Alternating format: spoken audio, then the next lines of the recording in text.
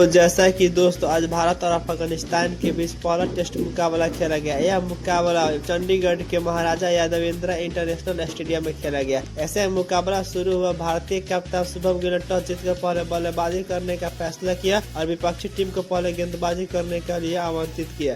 ऐसे भारतीय टीम की तरफ से ओपनिंग पारी की शुरुआत करने यशस्वी जायसवाल और उनके साथ देने के लिए के राहुल। तो वही दोस्तों अफगानिस्तान की तरफ से पहला ओवर डाले जहीर रहमान। तो इनकी चौथी गेंद पर यशस्वी जायसवाल ने एक बेहतरीन चौका जड़ दिया मीडियम की दिशा में और दोनों ही बल्लेबाज पूरी तरह समझ बूझकर बल्लेबाजी कर रहे थे। तो फिर दूसरा ओवर पूरी तरह मेडन खा गए राहुल ने और वह मरजाई का होता था। फिर इसके बाद तीसरा ओवर डालने जहीर रहमान ने काफी सटीक पर गेंदबाजी कर रहे थे, लेकिन इनकी छठी गेंद में फिर से के राहुल ने एक बेहतरीन चौका जड़ दिया मिड विकेट की दिशा में और दोनों ही बल्लेबाज अब यहाँ समझ बूझकर अपनी पारी को आगे बढ़ा रहे थे। तभी चौथा ओवर डालने फिर से मरजाई की तीसरी गेंद पे एक बेहतरीन चौका जड़ दिया यशस्वी जायसवाल ने। वही दोस्तों जहाँ के राहुल समझ बूझकर बल्लेबाजी करते थे, यशस्वी जायसवाल अपनी पारी को आगे बढ़ा रहे थे। तो फिर इसके बाद पांचवा ओवर डालने जहीर रहमान ने काफी सटीक लेंथ पर गेंदबाजी की और के राहुल को यह ओवर मेडन डलवा दिया। तो इसके बाद छठा ओवर डालने फिर से मरजाई की तीसरी गेंद फिर से एक बेहतरीन चौका जड़ दिया यशस्वी जायसवाल ने। यशस्वी जायसवाल सिर्फ गेंद को बाउंड्री में ही डील कर रहे थे। तभी सातवां ओवर डालने फिर से जहीर रहमान ने काफी सटीक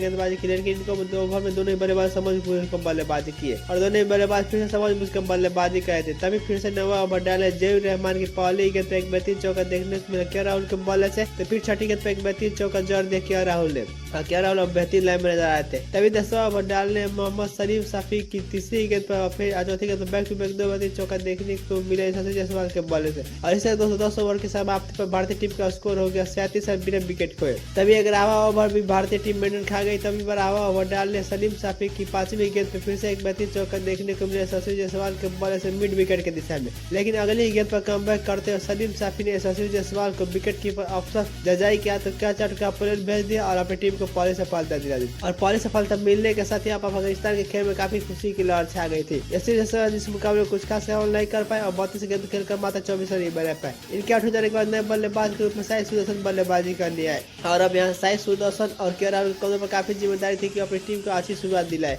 तो इसके बाद फिर से 13वां ओवर और 14वां ओवर पूर्ण मेडन खा गए दोनों ही बल्लेबाजों ने। नहीं 15वां ओवर डालने और मरजाई के छठी गेंद पर साई सुदर्शन ने एक बेहतरीन चौका जड़ दिया मिडन की दिशा में और साई सुदर्शन ने अपना आज खाता एक बेहतरीन चौका से खोला। तभी 16वां ओवर डालने सलीम साफी की पहली गेंद पर के राहुल ने एक बेहतरीन चौका जड़ दिया मिडन की दिशा में। तो फिर इसी ओवर की छठी गेंद पर एक बेहतरीन चौका देखने को मिला साई सुदर्शन को बल्लेबाजी से और साई सुदर्शन और के राहुल अब समझ बूझकर और तेज अपनी पारी को आगे बढ़ा रहे थे। तभी 18वां ओवर डालने मरजाई की फिर से तीसरी गेंद पर एक बेहतरीन चौका देखने को मिला साई सुदर्शन को बल्ले से। वही दोस्तों जहाँ के राहुल समझ बूझकर बल्लेबाजी कर रहे थे वही साई सुदर्शन गेंदबाजी बॉलर बना रहे थे। तभी 18वां ओवर डालने सलीम साफी की दूसरी गेंद पर साई सुदर्शन ने फिर से एक बेहतरीन चौका जड़ दिया मिड विकेट की दिशा में।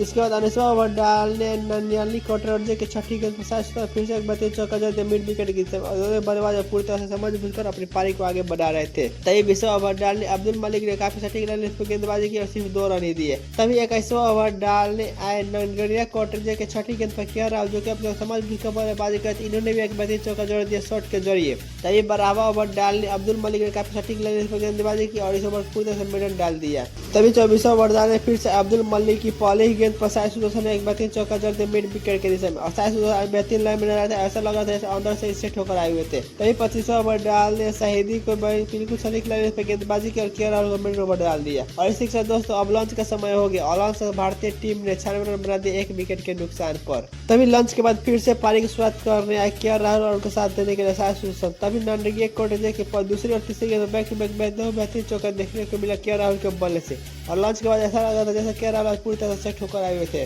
तभी 28वां ओवर डालने और काफी सटीक पर गेंदबाजी की और दोनों बल्लेबाज को पूरी तरह से बांध कर रखा और अब एक भी बाउंड्री नहीं आ रहा था और सिर्फ दोनों बल्लेबाज समझ बूझकर अपनी पारी को आगे बढ़ा रहे थे।